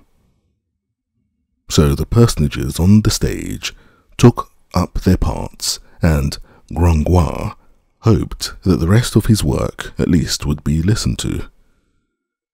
This hope was speedily dispelled like his other illusions. Silence had indeed been restored in the audience, after a fashion, but Gringoire had not observed that at the moment when the cardinal gave the order to continue, the gallery was far from full, and that after the Flemish envoys there had arrived new personages forming part of the cortege, whose names and ranks, shouted out in the midst of his dialogue by the intermittent cry of the usher, produced considerable ravages in it. Let the reader imagine the effect in the midst of the theatrical piece of a yelping of an usher, flinging in between two rhymes, and often in the middle of a line, parentheses like the following: Master Jacques Chamoulou, procurator to the king in the ecclesiastical courts. Jean de Halle, equerry guardian of the office of chevalier of the night watch of the city of Paris. Monsieur Galliot de Genouillac, chevalier, Seigneur de Broussac, master of the king's artillery. Master Dru Raguier, surveyor of the woods and forests of the king, our sovereign, in the land of France, Champagne and Brie. Messieurs Louis de Graville, chevalier, councillor and chamberlain of the king, admiral of France, keeper of the forest of Vincennes. Master Denis le Messier, guardian of the house of the blind at Paris, etc., etc., etc. This was becoming unbearable. This strange accompaniment, which rendered it difficult to follow the piece, made Gringoire all the more indignant because he could not conceal from himself the fact that the interest was continually increasing, and that all his work required was a chance of being heard. It was, in fact, difficult to imagine a more ingenious and more dramatic composition. The four personages of the prologue were bewailing themselves in their mortal embarrassment when Venus in person presented herself to them, clad in a fine robe bearing a heraldic device of the ship of the city of Paris. She had come to herself to claim the dolphin promised to the most beautiful. Jupiter, whose thunder could be heard rumbling in the dressing room, supported her claim, and Venus was on the point of carrying it off, that is to say, without allegory, of marrying Monsieur the Dauphin, when a young child clad in white damask and holding in her hand a daisy came to contest it with Venus. Theatrical effect and change. After a dispute, Venus, Marguerite, and the assistants agreed to submit to the good judgment of Time, Holy Virgin. There was another good part, that of the king of Mesopotamia, but through so many interruptions it was difficult to make out what end he served. All these persons had ascended by the ladder to the stage. But all was over. None of these beauties had been felt nor understood. On the entrance of the cardinal, one would have said that an invisible magic thread had suddenly drawn all glances from the marble table to the gallery, from the southern to the western extremity of the hall. Nothing could disenchant the audience.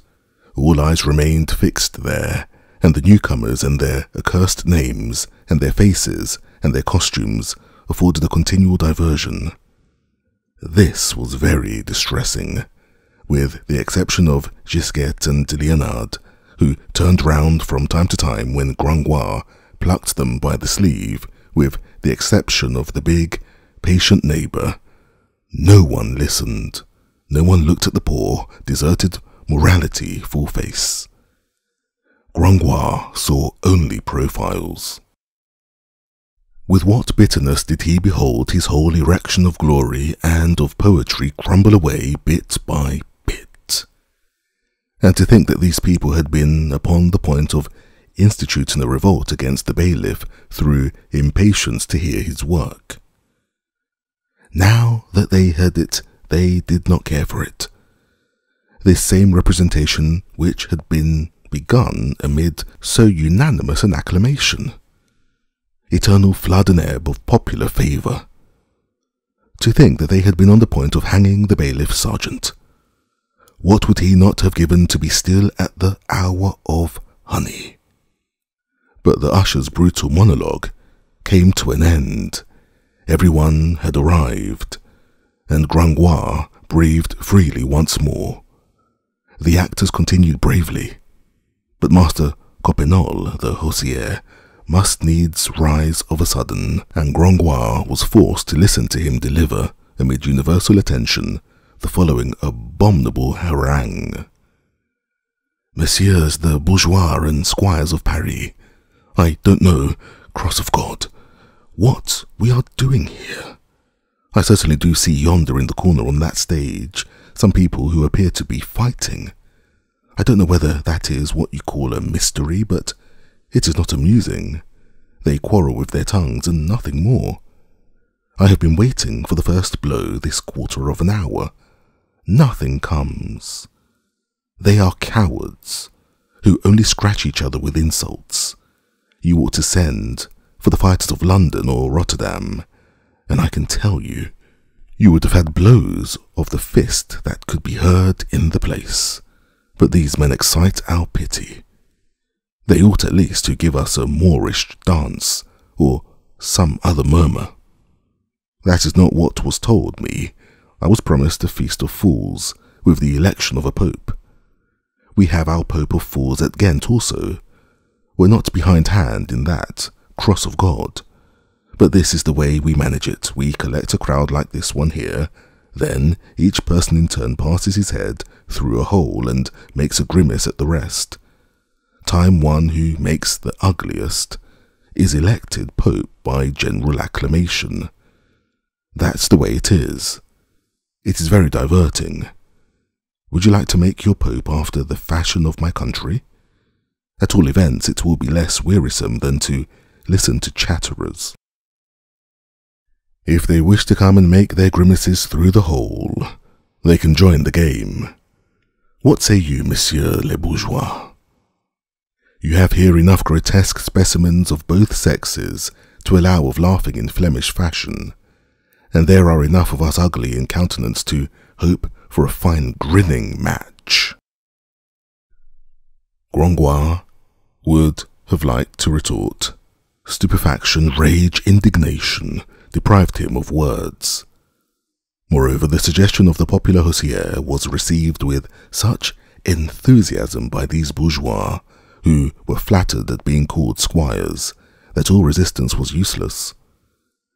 There was nothing to be done but to allow oneself to drift with the torrent.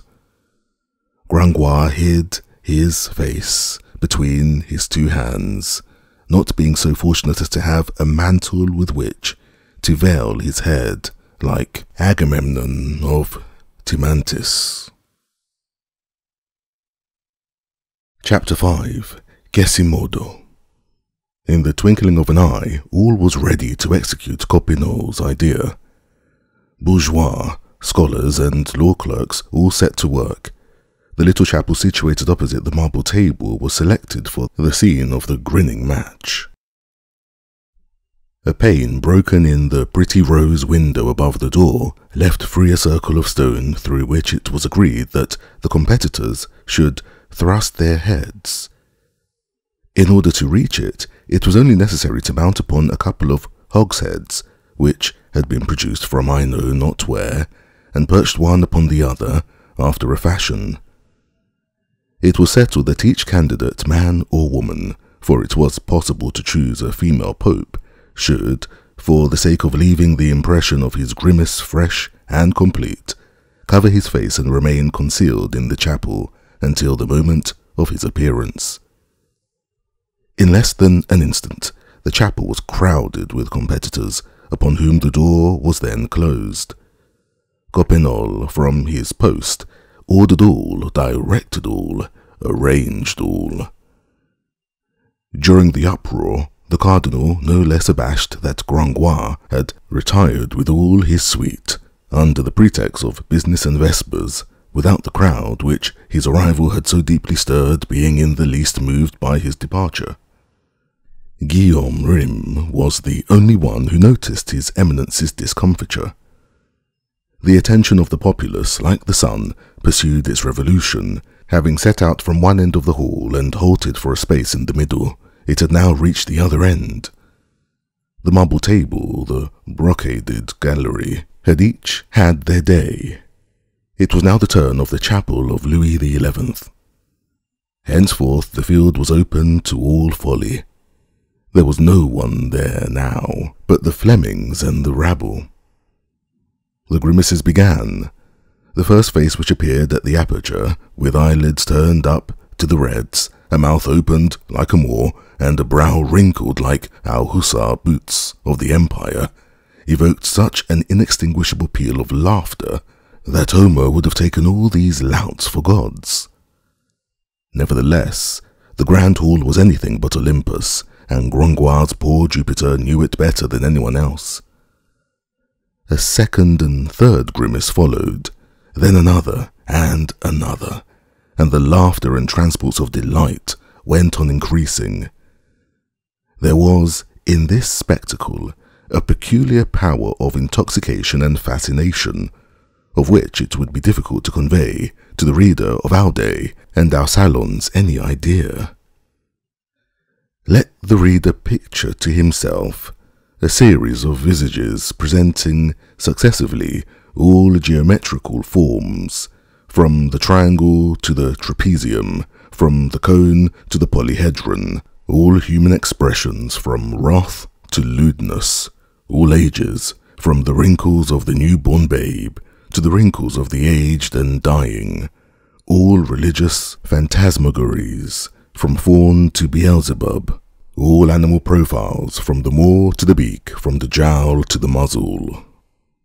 Let the reader imagine all these grotesque figures of the Pont Neuf, those nightmares petrified beneath the hand of Germain Pilon, assuming life and breath, and coming in turn to stare you in the face, with burning eyes, all the masks of the Carnival of Venice passing in succession before your glass. In a word, a human kaleidoscope. The orgy grew more and more Flemish. 10 years could have given but a very imperfect idea of it. Let the reader picture to himself in bacchanal form Salvator Rosa's battle. There were no longer either scholars or ambassadors or bourgeois or men or women. There was no longer any Clopin Chuefu, nor Charles Leconu, nor Marie Quatrelivre, nor Rabban Poussepan. All was universal license. The grand hall was no longer anything but a vast furnace of effrontery and joviality, where every mouth was a cry, every individual a posture. Everything shouted and howled. The strange visages which came, in turn, to gnash their teeth in the rose window were like so many brands cast into the brazier, and from the whole of this effervescing crowd there escaped, as from a furnace, a sharp, piercing, stinging noise, hissing like the wings of a gnat. Ohé, curse it! Just look at that face! It's not good for anything. Guillemette Maugerepi. Just look at that bull's muzzle. It only lacks the horns. It can't be your husband. Another. Belly of the Pope. What sort of grimace is that? Olé, that's cheating. One must show only one's face. That damned Perrette Galabot. She's capable of that. Good, good. I'm stifling. "There's a fellow whose ears won't go through," etc., etc. But we must do justice to our friend Jeanne. In the midst of this witch's Sabbath, he was still to be seen on the top of his pillar, like a cabin boy on the topmast. He floundered about with incredible fury. His mouth was wide open, and from it there escaped a cry which no one heard, not that it was covered by the general clamour, great as that was, but because it attained, no doubt, the limit of perceptible sharp sounds, the 1,000 vibrations of Sauveur, or the 8,000 of Biot. As for Gringoire, the first moment of depression having passed, he had regained his composure. He had hardened himself against adversity. "Continue," he had said for the third time to his comedians, speaking machines. Then, as he was marching with great strides in front of the marble table, a fancy seized him to go and appear in his turn at the aperture of the chapel, were it only for the pleasure of making a grimace at that ungrateful populace. But no, that would not be worthy of us. No, vengeance. Let us combat until the end, he repeated to himself. The power of poetry over people is great. I will bring them back. We shall see which will carry the day, grimaces or polite literature. Alas, he had been left the sole spectator of his piece. It was far worse than it had been a little while before. He no longer beheld anything but backs. I am mistaken. The big, patient man, whom he had already consulted in a critical moment, had remained with his face turned towards the stage. As for Gisquette and Leonard, they had deserted him long ago. Gringoire was touched to the heart by the fidelity of his only spectator. He approached him and addressed him, shaking his arm slightly, for the good man was leaning on the balustrade and dozing a little. "Monsieur," said Gringoire, "I thank you." "Monsieur," replied the big man with a yawn. "For what?" "I see what wearies you," resumed the poet. "'Tis all this noise which prevents your hearing comfortably. But be at ease. Your name shall descend to posterity. Your name, if you please, Renaud Chateau, guardian of the seals of the Châtelet of Paris. At your service." "Monsieur, you are the only representative of the muses here," said Gringoire. "You are too kind, sir," said the guardian of the seals at the Châtelet. "You are the only one," resumed Gringoire, "who has listened to the piece decorously. What do you think of it?" "Hey, hey," replied the fat magistrate, half aroused. "It's tolerably jolly, that's a fact." Gringoire was forced to content himself with this eulogy, for a thunder of applause, mingled with a prodigious acclaim, cut their conversation short. The Pope of the Fools had been elected. "Noël, Noël, Noël!" shouted the people on all sides. That was, in fact, a marvellous grimace which was beaming at the moment through the aperture in the rose window.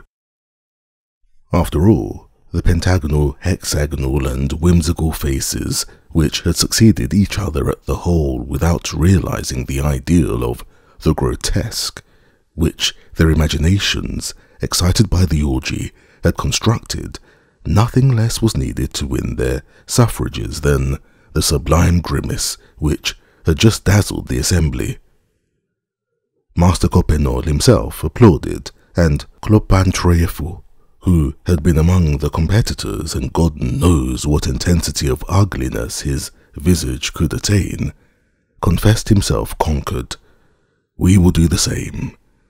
We shall not try to give the reader an idea of that tetrahedral nose, that horseshoe mouth, that little left eye obstructed with a red, bushy, bristling eyebrow, while the right eye disappeared entirely beneath an enormous wart of those teeth in disarray, broken here and there like the embattled parapet of a fortress, of that callous lip, upon which one of these teeth encroached, like the tusk of an elephant, of that forked chin, and above all, of the expression spread over the whole of that mixture of malice amazement, and sadness. Let the reader dream of this whole if he can. The acclamation was unanimous. People rushed toward the chapel. They made the lucky Pope of the Fools come forth in triumph, but it was then that surprise and admiration attained their highest pitch. The grimace was his face. Or rather, his whole person was a grimace. A huge head, bristling with red hair between his shoulders, an enormous hump, a counterpart perceptible in front, a system of thighs and legs, so strangely astray that they could touch each other only at the knees, and, viewed from the front, resembled the crescents of two scythes joined by the handles, large feet, monstrous hands, and with all this deformity, an indescribable and redoubtable air of vigour, agility, and courage. Strange exception to the eternal rule which wills that force as well as beauty shall be the result of harmony. Such was the Pope whom the fools had just chosen for themselves. One would have pronounced him a giant who had been broken and badly put together again. When this species of Cyclops appeared on the threshold of the chapel, motionless, squat, and almost as broad as he was tall, squared on the base, as the great man says, with his doublet half red, half violet, sewn with silver bells, and above all, in the perfection of his ugliness. The populace recognized him on the instant, and shouted with one voice, "'Tis Quasimodo, the bell ringer, 'tis Quasimodo, the Hunchback of Notre-Dame, Quasimodo, the one-eyed, Quasimodo, the bandy-legged, Noel, Noel." It will be seen that the poor fellow had a choice of surnames. "Let the women with child beware," shouted the scholars. "Or those who wish to be," resumed Johannes.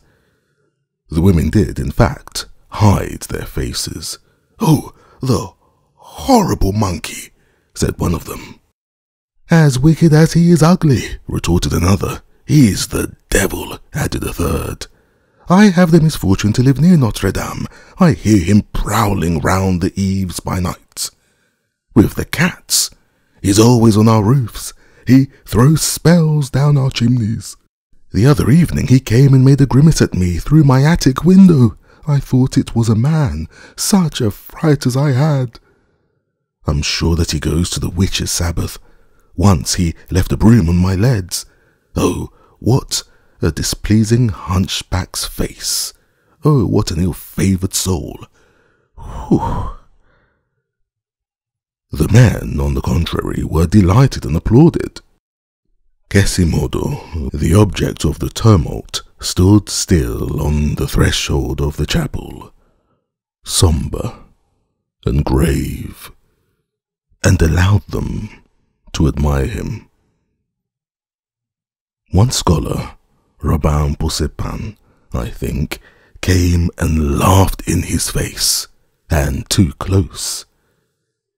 Quasimodo contented himself with taking him by the girdle and hurling him 10 paces off amid the crowd, all without uttering a word. Master Coppenole, in amazement, approached him. "Cross of God, Holy Father, you possess the handsomest ugliness that I have ever beheld in my life.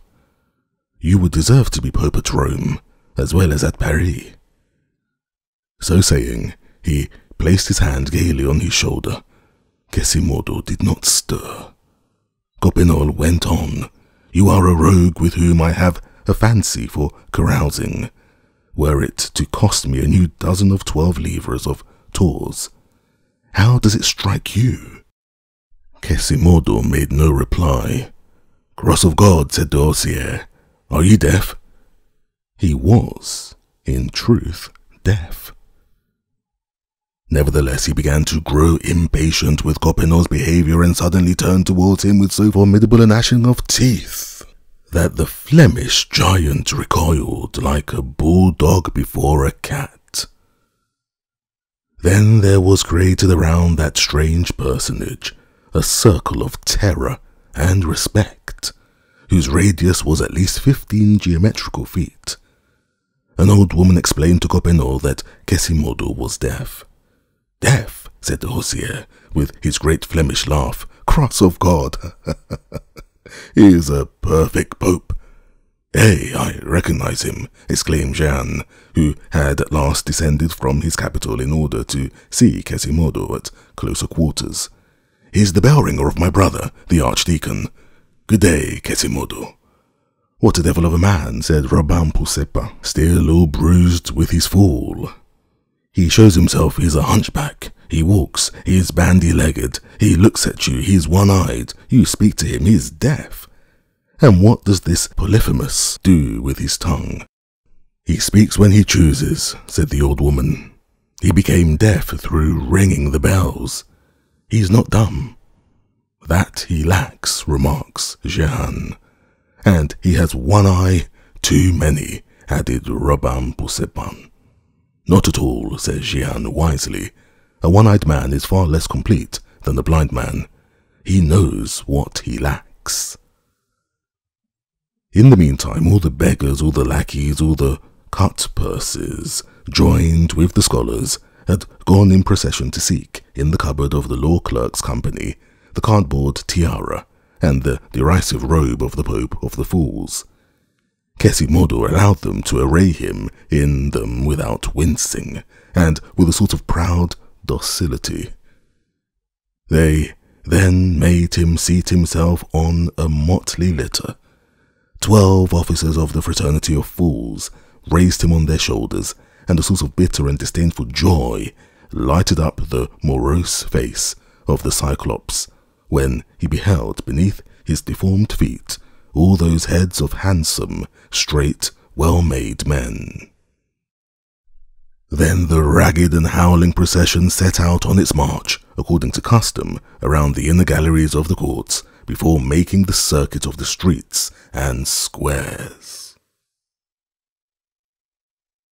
Chapter 6. Esmeralda. We are delighted to be able to inform the reader that during the whole of this scene, Gringoire and his piece had stood firm. His actors, spurred on by him, had not ceased to spout his comedy, and he had not ceased to listen to it. He had made up his mind about the tumult, and was determined to proceed to the end, not giving up the hope of a return of attention on the part of the public. This gleam of hope acquired fresh life when he saw Quasimodo, Coppenol, and the deafening escort of the Pope of the procession of fools quit the hall amid great uproar. The throng rushed eagerly after them. "Good," he said to himself, "there go all the mischief-makers." Unfortunately, all the mischief-makers constituted the entire audience. In the twinkling of an eye, the grand hall was empty. To tell the truth, a few spectators still remained, some scattered, others in groups around the pillars, women, old men, or children who had had enough of the uproar and tumult. Some scholars were still perched astride of the window sills, engaged in gazing into the place. "Well," thought Gringoire, "here are still as many as are required to hear the end of my mystery. They are few in number, but it is a choice audience, a lettered audience." An instant later, a symphony, which had been intended to produce the greatest effect on the arrival of the Virgin, was lacking. Gringoire perceived that his music had been carried off by the procession of the Pope of the Fools. "Skip it," said he stoically. He approached a group of bourgeois who seemed to him to be discussing his piece. This is the fragment of conversation which he caught. "You know, Master Chenetot, the Hôtel de Navarre which belonged to Monsieur de Nemours?" "Yes, opposite the Chapelle de Braque." "Well, the treasury has just let it to Guillaume Alexandre, historian for 6 livres, 8 sols Parisian a year. How rents are going up! Come, said Gringoire to himself with a sigh. The others are listening. Comrades, suddenly shouted one of the young scamps from the window. La Esmeralda in the place. The word produced a magical effect. Everyone who was left in the hall flew to the windows, climbing the walls in order to see, and repeating, La Esmeralda! La Esmeralda! At the same time, a great sound of applause was heard from without. What's the meaning of this, of the Esmeralda? Said Gringoire, wringing his hands in despair. Ah, good heavens, it seems to be the turn of the windows now. He returned towards the marble table and saw that the representation had been interrupted. It was precisely at the instant when Jupiter should have appeared with his thunder, but Jupiter was standing motionless at the foot of the stage. Michel Gibbon, cried the irritated poet, what are you doing there? Is that your part? Come up. Alas, said Jupiter, a scholar has just seized the ladder. Gringoire looked. It was but too true. All communication between his plot and its solution was intercepted. The rascal, he murmured. And why did he take that ladder? In order to go and see the Esmeralda, replied Jupiter piteously. He said, come, here's a ladder that's of no use, and he took it. This was the last blow. Gringoire received it with resignation. May the devil fly away with you, he said to the comedian, and if I get my pay, you shall receive yours. Then he beat a retreat with drooping head, but the last in the field like a general who has fought well. And as he descended the winding stairs of the courts, a fine rabble of asses and dolts, these Parisians, he muttered between his teeth, they come to hear a mystery and don't listen to it at all. They are engrossed by everyone, by Clopin Trèfle, by the Cardinal, by Coppenole, by Quasimodo, by the devil. But by Madame the Virgin Mary, not at all. If I had known, I'd have given you Virgin Mary, you ninnies, and I, to come to see faces and behold only backs, to be a poet and to reap the success of an apothecary. It is true that Homerus begged through the Greek towns, and that Naso died in exile among the Muscovites. But may the devil flay me if I understand what they mean with their Esmeralda. What is that word in the first place? 'Tis Egyptian.